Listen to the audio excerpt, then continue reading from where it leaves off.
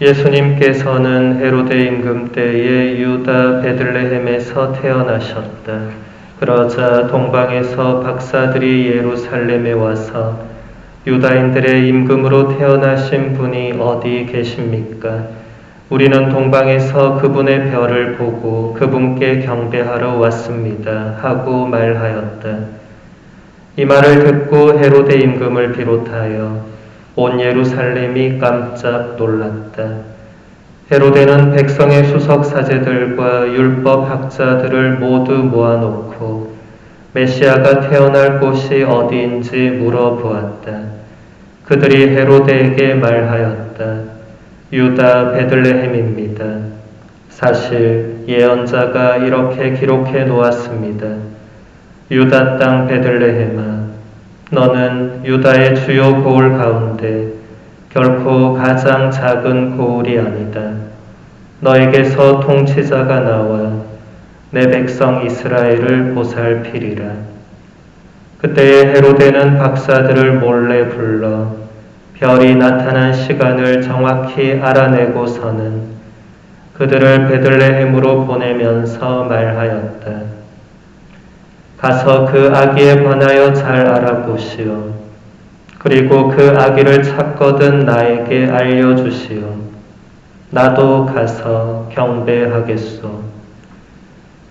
그들은 임금의 말을 듣고 길을 떠났다. 그러자 동방에서 본 별이 그들을 앞서 가다가 아기가 있는 곳 위에 이르러 멈추었다. 그들은 그 별을 보고 더없이 기뻐하였다. 그리고 그 집에 들어가 어머니 마리아와 함께 있는 아기를 보고 땅에 엎드려 경배하였다. 또 보물 상자를 열고 아기에게 황금과 유향과 몰약을 예물로 드렸다.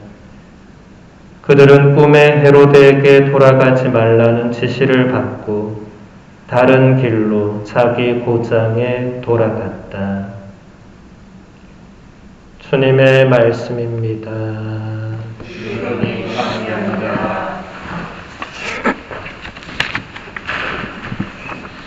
찬미 예수님, 한 주간 동안 잘 계셨습니까? 요한 크리소스토모 성인은 오늘 복음 말씀을 이렇게 해설합니다. 높은 곳에서 박사들을 부르는 별이 하늘에 나타났습니다. 그들은 포대기에 쌓여 구유에 누워 계신 분께 경배하기 위해서 먼 길을 왔습니다. 옛 시대의 예언자들이 이분의 오심을 선포한 바 있습니다. 이 모든 사건의 뒤에는 인간을 넘어서는 힘이 작용하고 있었습니다. 요한 크리소스토모 성인의 해설처럼 오늘 복음에 등장하는 동방 박사들은 하늘의 별을 보고 메시아를 찾아서 먼 길을 왔습니다. 그리고 포대기에 쌓여 구유에 누워 계신 아기 예수님께 엎드려 경배했습니다. 동방 박사들이 포대기에 쌓여 구유에 누워 계신 아기 예수님을 메시아로 알아본 것은 요한 크리소스토모 성인의 해설처럼 인간을 넘어서는 힘이 작용했다고 보아야 할 것입니다. 그렇지 않고서는 동방 박사들이 한 어린 아기를 보자마자 메시아로 알아봤을 수는 없었기 때문입니다. 동방 박사들이 예수님을 찾아서 먼 길을 떠나온 것은 그저 우연히 별 하나를 보고 따라온 사건이 아닙니다. 구약 성경에 예언된 말씀이 이루어지려고 일어난 사건입니다. 오늘 제1독서에서 우리는 이사야 예언자를 통해서 이런 말씀을 들었습니다. 예루살렘아 일어나 비추어라. 너의 빛이 왔다. 주님의 영광이 너의 위에 떠올랐다. 자 보라. 어둠이 땅을 덮고 암흑이 결의들을 덮으리라. 그러나 너의 위에는 주님께서 떠오르시고 그분의 영광이 너의 위에 나타나리라.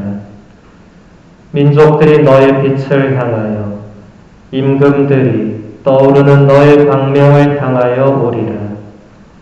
낙타 무리가 너를 덮고 미디안과 에파의 수낙타들이 너를 덮으리라. 그들은 모두 스바에서 오면서 금과 유향을 가져와 주님께서 찬미 받으실 일들을 알리리라. 예언서의 이 말씀 그대로 박사들은 동방에서와 아기 예수님께 황금과 유향과 몰약을 예물로 드렸습니다. 이사야의 예언이 그대로 이루어진 것입니다. 그래서 오늘 복음에 나오는 동방 박사들은 개인적인 차원이 아니라 이사야의 예언대로 모든 이방 민족들을 대표하는 차원에서 메시아를 찾아온 것입니다. 그렇기에 우리 교회는 오늘 복음의 사건을 통해 예수님께서 이방 민족들에게 메시아로 드러나셨기에 이것을 주님 공현 대축일이라고 부릅니다. 예수님께서 공적으로 온 세상에 메시아로 드러나셨다는 것입니다. 이 공현에서 우리가 주목해야 할 사실은 동방 박사들이 별이 멈춘 곳에 들어가서 어머니 마리아와 함께 있는 아기 예수님을 보고 땅에 엎드려 경배했다는 것입니다. 동방 박사들이 아기 예수님을 알아볼 수 있었던 다른 한 가지 이유가 바로 성모님께서 아기 예수님과 함께 계셨다는 것입니다.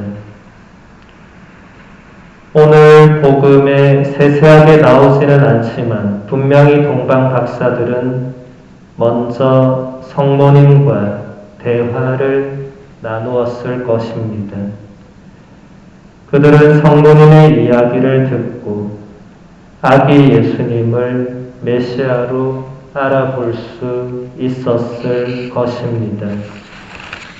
이처럼 성모님은 아기 예수님의 탄생뿐만 아니라 공현에서도 결정적인 역할을 하신 분입니다. 그럼에도 성모님은 당신을 구원 역사의 전면에 내세우지 않으시고 언제나 조용히 뒤에 숨어 계십니다. 인간 세상의 어머니들과 마찬가지로 성모님께서도 언제나 아들 예수님과 함께 계시지만 드러나지 않게 함께 계십니다. 하지만 결정적인 순간에는 드러나게 함께 계십니다. 예수님의 잉태와 탄생, 공현, 그리고 죽음의 순간에 성모님은 아들 예수님과 함께 계셨습니다. 하느님께서는 인류를 구원하시려고 외아들 예수님을 이 땅에 보내시면서 성모님의 협력을 요청하셨습니다. 전능하신 하느님께서는 한 여인의 협력 없이도 충분히 인류를 구원하실 수 있는 분이시지만 굳이 이스라엘의 한 여인을 선택하셔서 그 여인의 협력을 구하신 것입니다. 교부들은 그 이유를 하와를 통해서 인간 세상에 죽음이 들어왔기에 새로운 하와인 성모님을 통해서 인간 세상에 생명이 들어와야 했다고 설명합니다. 하와의 불순종으로 온 인류가 죽게 된 것을 성모님의 순종으로 온 인류가 구원받게 되도록 했다는 것입니다. 교부들의 설명에 따르면 성모님은 두 번째 하와, 새로운 하와이십니다. 하느님께서는 첫 번째 하와를 통해서 인류가 죽음에 놓인 상황을 두 번째 하와를 통해서 생명에 놓이도록 해 주신 것입니다. 성모님의 순종과 협력이 없었더라면 예수님의 잉태와 탄생은 물론이고 오늘 우리가 기념하는 주님의 공현도 이루어지지 않았을 것입니다. 하느님의 구원 역사에서 성모님의 역할은 인류 전체를 대표한 것으로 볼 수 있습니다. 성모님은 보잘것없는 이스라엘 시골 처녀에 불과했지만 하느님의 선택에 믿음과 순종으로 응답하심으로써 구원 역사에서 인류 전체를 대표하는 분이 되셨습니다. 이것이 우리가 성모님을 공경하는 가장 주된 이유입니다. 성모님은 자신의 존재 전체를 하느님의 계획에 맡기심으로써 하느님의 구원이 이루어지는 데에 결정적인 역할을 하셨습니다. 우리도 성모님처럼 자신의 존재 전체를 하느님의 계획에 맡겨드릴 때 하느님의 구원이 이루어지는 데에 조그만 역할을 할 수 있습니다. 주님의 공현을 기념하는 오늘, 그 공현이 이루어질 수 있도록 협력하신 성모님을 본받아 우리도 예수님께서 메시아이심을 드러내고 전하는 도구가 될 수 있도록 이 미사 중에 주님의 은총을 청하도록 합시다.